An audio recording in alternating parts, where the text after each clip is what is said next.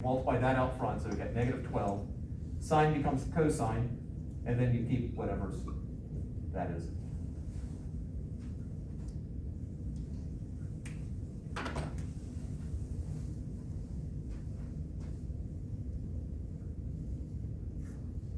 All right, not to make it look more complicated.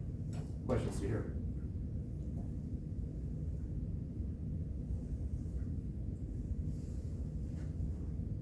More than likely, I don't think it's changed that much in the past 10 years. There's an SAT question around the next thing that I'm about to do.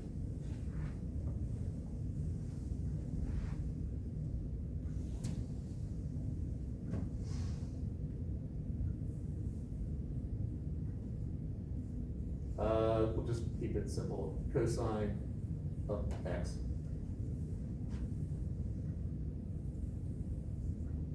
And it keeps going. So that would be 2 pi there. Pi. If I did y is equal to cosine of x minus 3, what does that do to my graph?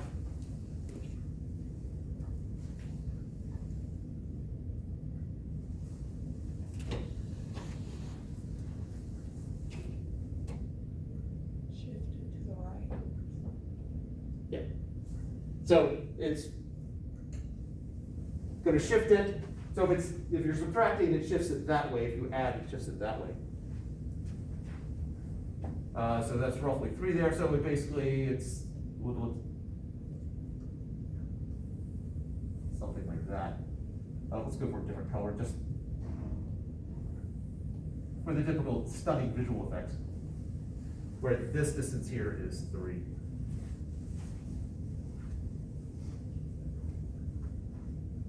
All right, we have all the basics.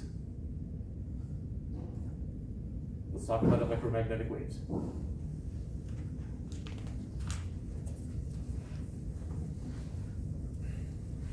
All right, so an electromagnetic wave, I have an electric field and a magnetic field constantly creating and destroying each other. And because we're dealing with a cyclical thing that we can use a cosine or a sine. So my electric field is equal to some magnitude here. This is the amplitude times the cosine of, well, let's think about it. I've got this wave that's traveling here. So if I take a snapshot in time, I have some wave that's traveling in front of me and I stop it. Then if I knew a position, I could tell you what the amplitude is, assuming I know the formula. So it's going to be some number times a position. So I'm just going to use k for right now, because we don't use k enough. But I took a snapshot in time, but really it's a traveling wave, so that wave is actually moving along. So where it actually is located is, I can just take my graph based upon position and just shift it with time. Well, if I'm shifting it with time, I'm going to just tack on something at the end. Now, how fast it shifts depends upon the coefficient here. So we'll use omega. There's one other piece that I'm going to throw in here. This is known as the phase shift.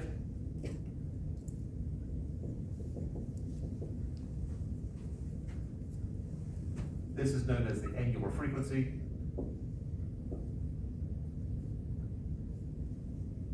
This is known as the wave number.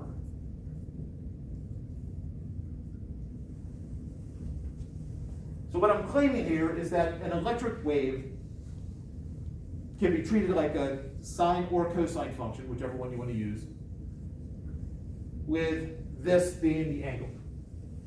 We have our position in space term, we have our time term, and then this is just a fudge factor, because in reality, waves usually don't start at 1 and 0. They start at somewhere in between.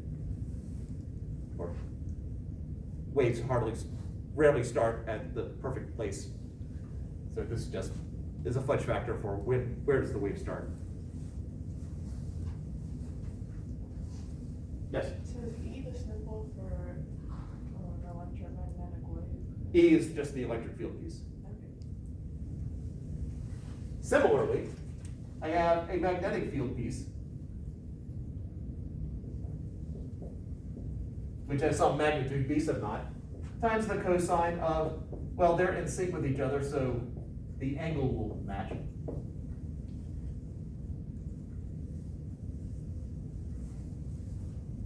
There's one other aspect of this that I really haven't gone into, but they will be perpendicular to each other, these two fields. So I am now going to do an honest attempt to draw a three-dimensional drawing on here. So if my electric field looks like this, okay, I'm going to draw some central line.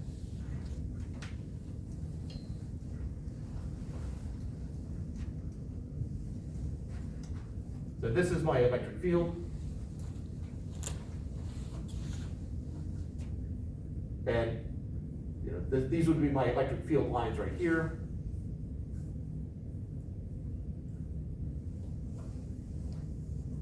So it oscillates, it gets bigger, it gets smaller, and so forth. My magnetic field is actually perpendicular to it, and so let's go for purple for magnetic field. So my magnetic field is going to be coming out and in. So this is my attempted drawing out and in.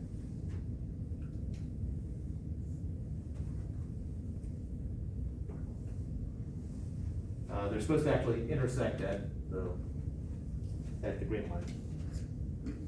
So my magnetic field is coming out.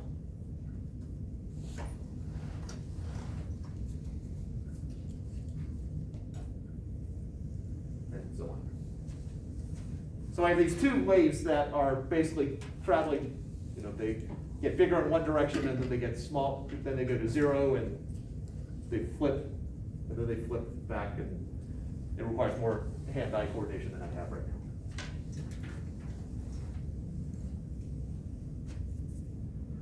So, any questions on what I have drawn here? Or anything up till here?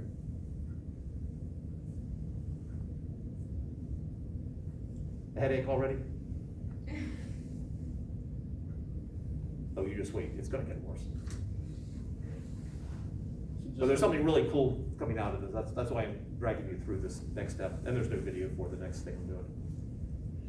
So just to make sure I understand the drawing right, we have the electric field going vertical in this case. Yeah. And magnetic field horizontal. Yes, absolutely. Okay.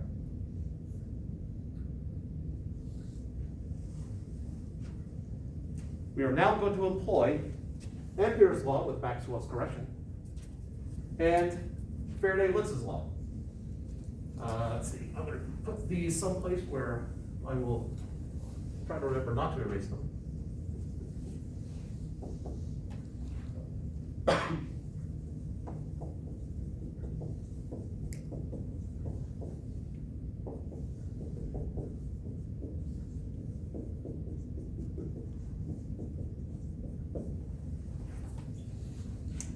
Well, I guess one other thing that we didn't talk about. If I have y is equal to 3 cosine of 2x, where x is position, so we're talking about a wavelength here. What would the wavelength be?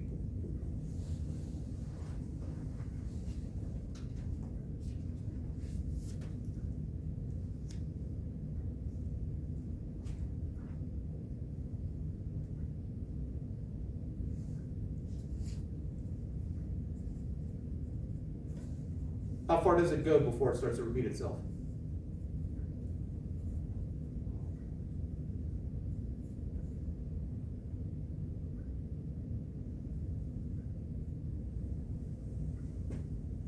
All right, suppose I did that, what would the wavelength be?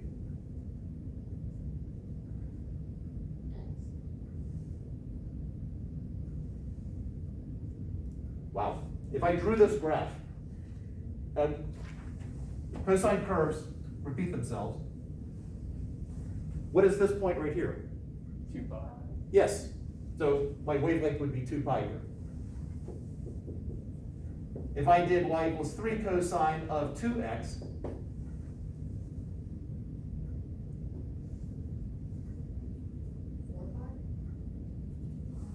putting a 2 here does not expand it out, Just just pi. pi.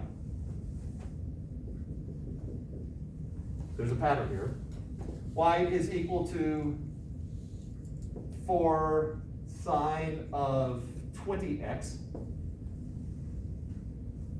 What would be the wavelength here? 10 pi? Sorry? 10 pi? Or, Pi over 10. At first time you said tan, it's a tangent. The general, so my wavelength is just 2 pi divided by whatever the coefficient of x is. In a similar manner, my period is just 2 pi divided by whatever the coefficient of time is.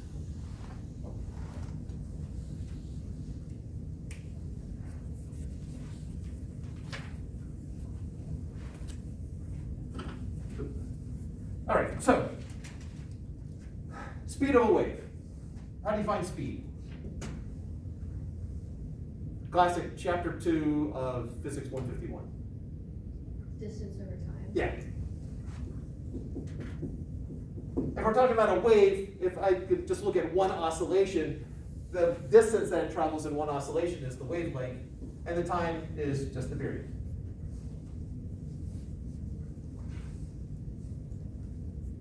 Well, I have a formula for period and I have a formula for wavelength, so let's go ahead and do that. So this is wavelength times 1 over the period, which is 2 pi over k times the reciprocal of time, which would be omega over 2 pi. And so we have the speed is just whatever the angular frequency is divided by the wave number.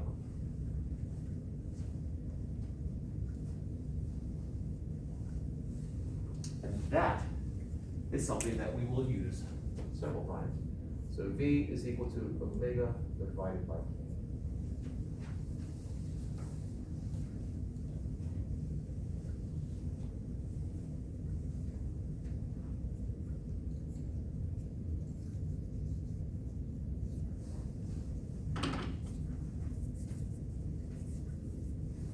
Now, let's write Ampere's law again. If I take some sort of closed loop, that the magnetic field times the length is equal to mu naught times the traditional current plus mu naught epsilon sub naught, change in the electric flux divided by change in time. And Ampere's law, Faraday's law, Faraday-Lentz's law. The electric field times delta L through some closed loop is equal to negative change in the magnetic flux over time.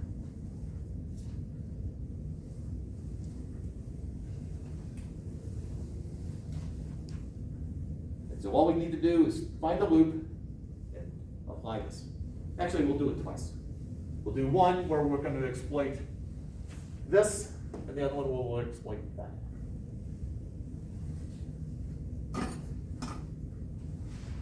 So what I am, what color is going to show up here? I don't know. Oops, fine. Okay. So what I'm going to do is I'm just going to create a Gaussian loop here, or sometimes referred to as an Amperian loop. But I'm going to create a loop here, just basically where I have it. Let's blow that up.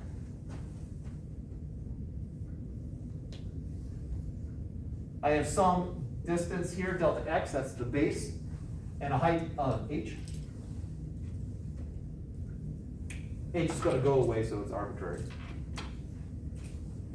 On the left-hand side, I have some electric field value, and on the right-hand side, I've got, well, this would be the electric field plus some change in the electric field. Because the electric field is constantly changing, there's a difference between the two electric fields on both sides of my rectangle here, or my loop. at this point right here, where I've got where I've circled in my electric field, my magnetic field is coming out. So I can represent my magnetic field by my dots. So I have a magnetic field that's coming right through the middle, thus being able to create the magnetic flux.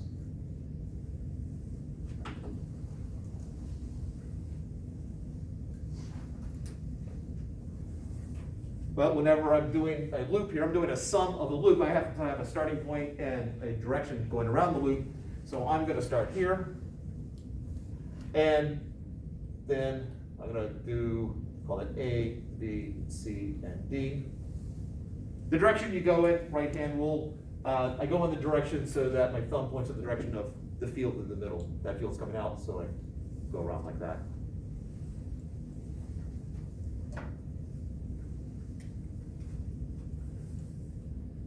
So let's apply Faraday-Litz's law right here.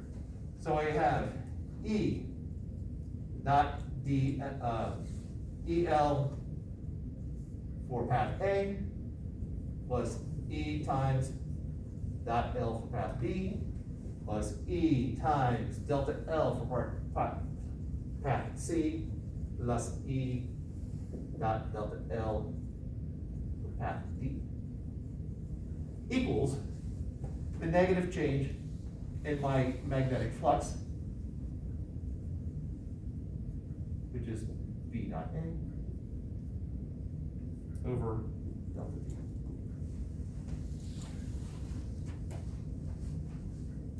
Questions to here?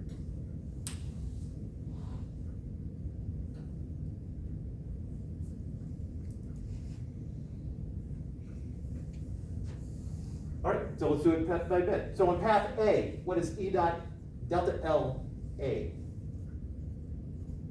What is the dot product between the electric field and the length here when I'm going that way? Zero? Why? Perpendicular. Yes. That is 0, because at this path right here, the electric field is perpendicular to delta L, okay? And similarly, the top path would be 0.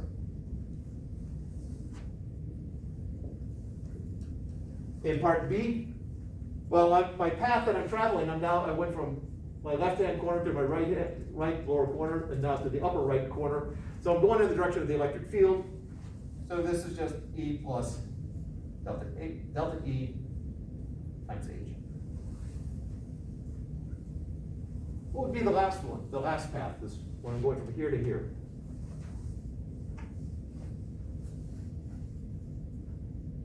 The electric field's going up, my path is going down.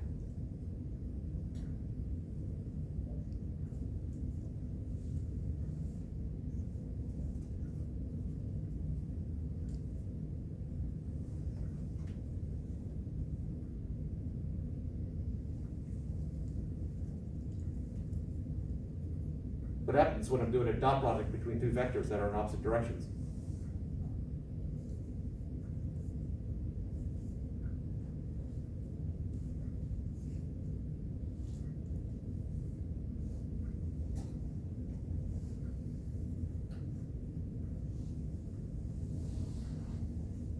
Someone take a shot. Take chances, make mistakes. Get messy. Becomes negative? Yes. If they're in opposite directions, if the vectors are in opposite directions, it's negative. So minus, and then I just multiply the magnitudes, EH. And that's going to be equal to this. All right, so B and A, I'm going to make my area vector the same direction as B, so they're both pointing out. So this dot product is just B times A. A is not changing, so I'm going to bring that out. So I got negative A delta B over delta T.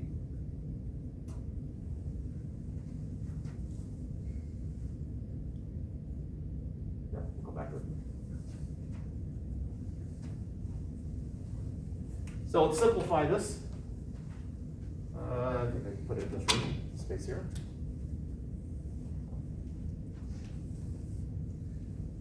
So I've got this binomial times H, so I'm just going to distribute. So I've got EH plus H delta E minus EH is equal to negative A.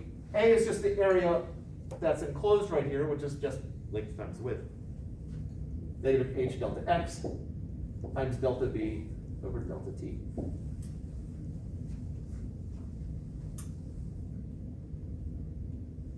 Simplify it, what do we get?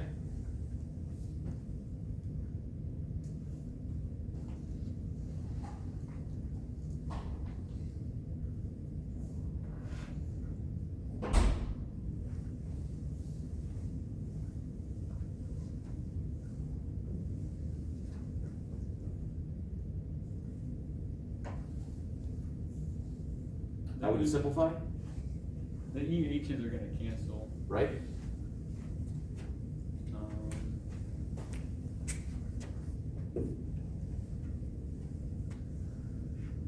And we can do one more thing.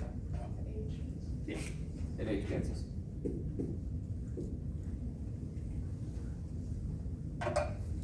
So what we're left with is delta X, or sorry, delta E is equal to negative delta X times delta B over delta T. If I divide by delta X, then I get something that we can work with here. So I have delta E over delta X is equal to negative delta B over delta T.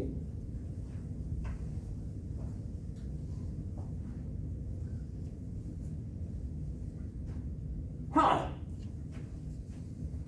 This somehow connects up with the stuff we were talking about 10 minutes ago. If I have an electric field versus position graph, this would just be the rise over the run or the slope. I happen to have an equation here.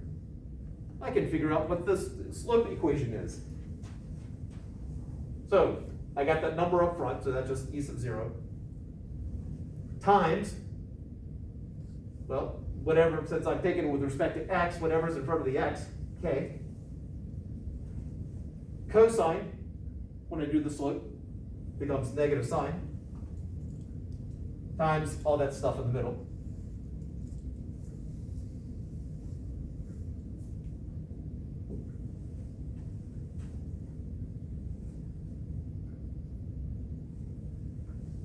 And B, well, I'm doing the slope. Actually, somebody give it a go. What would